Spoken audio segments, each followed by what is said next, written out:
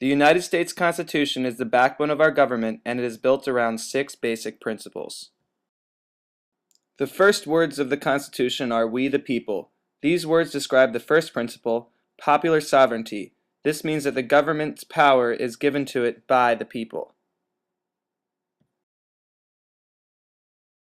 The next principle is limited government. Similar to popular sovereignty, limited government means that no government is all-powerful, and it may only perform duties that the people have given it to do.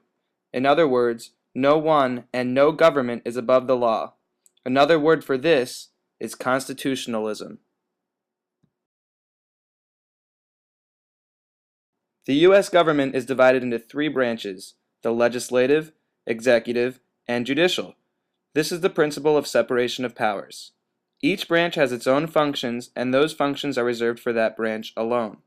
In essence, the legislative branch writes the law, the executive branch enforces the law, and the judicial branch interprets the law. Each of these branches can be checked by one another to be sure that no branch becomes too powerful. This is the principle of checks and balances. For example, the president, or chief executive, may reject or veto any bill written by the legislative branch.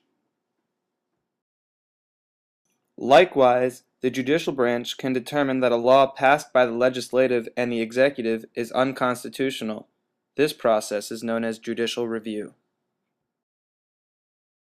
The sixth and final principle is federalism.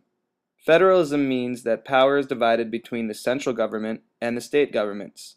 All power that is not granted to the central or federal government is left to the states.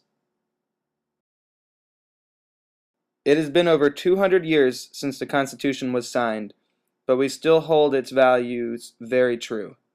I hope that now you have a better understanding of the basic principles of the United States Constitution.